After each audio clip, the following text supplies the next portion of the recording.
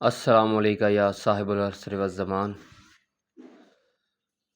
महफ़िलां नूं ज़ीनत अली अली नाल दिया करो।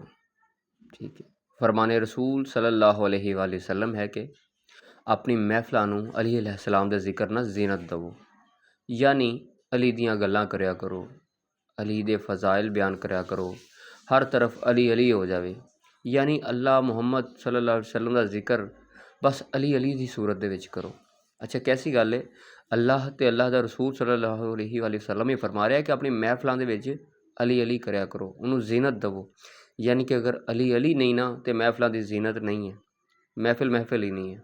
क्या बात है, बड़ी अच्छी गल है। पर हुण इत्थे ना बड़ी एक अहम गल है, हर दौर दे वक्त दा अली होर है। किसी वक्त दा अली मौला हसन अलैहिस्सलाम है, फिर मौला हुसैन अलैहिस्सलाम है, फिर मौला बकर अलैहिस्सलाम है। ये अपने अपने दौर के अली ने। फिर इत्थों तक के मौला हसन अस्करी अलैहिस्सलाम अपने दौर के अली ने। ठीक है, यानी कि जोड़ा दौर मौला हसन बादशाह का है, उस दौरान मौला हसन बादशाह की गल छिड़ेगी, ये तस्करा छिड़ेगा, महफिलों नूं ज़ीनत इन्हां दे नाम दे नाल है। इहो ही सिलसिला अज के दौर दे विच, अज के दौर का जिहड़ा अली है वो तुहाडे वक्त का इमाम है, इमाम ज़मा। यह वक्त के अली ने। ठीक है, अज के दौर दे विच अली अली करन तो मुराद इमाम ज़माना अलैहिस्सलाम का जिक्र है। यानी कि अज अपनी महफिलों नूं इमाम ज़माना अलैहिस्सलाम के जिक्र नाल ज़ीनत दवो, तो वह अपने इमाम दे वक्त दे इमाम महदी नूं छोड़ते, जिहड़ा 1400 साल पहले ही जिक्र करते रहे हो।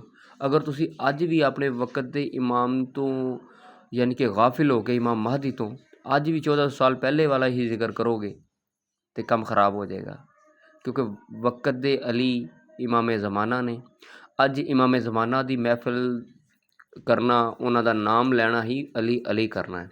अगर तुसी अपने वक्त के इमाम नूं छड्ड के बाकी सब दे जिक्र करदे हो ना, तो फिर एक कुलिया ही गलत हो जाता है। क्या है वक्त दे इमाम ज़माना वक्त दे अली नहीं? तो हो भी तो इहो ही रहा है, इमाम ज़मान के उत्ते गल ही नहीं हो रही। तो जिहड़ी गल हो भी रही है ना, तुसी गौर किया होना, अज तो 10 साल पहले इमाम ज़मान का सरकार का नाम ही नहीं लिया जाता, बहुत घट लिया जाता सी। अज तो फिर भी महफिलों में कुछ तेज़ी आ गई है, लेकिन वो इरफान नहीं जो कि देना चाहिए, वो मार्फत देनी चाहिए, क्योंकि वक्त ही वक्त दे इमाम का, इमाम ज़मान का। लिहाजा अज के दौर दे विच जे कोई कहंदा ना कि मैं अपनी महफिलों नूं अली अली के नाम ज़ीनत देनी है, तो उन्होंने इमाम ज़मा का जिक्र करना पएगा। इमाम ज़मा ही वो अली ने कि जिन्हां दा नबी पाक ने फरमाया कि अपनी महफिलों नूं अली के नाम जिक्र दिया करो, अली के जिक्र नाल ज़ीनत दिया करो। गल समझ आई जे? अगर किसी को ना समझ आवे तो फिर हुब्बे अली रहमतुल्लाह, बुग़्ज़े अली लानतुल्लाह।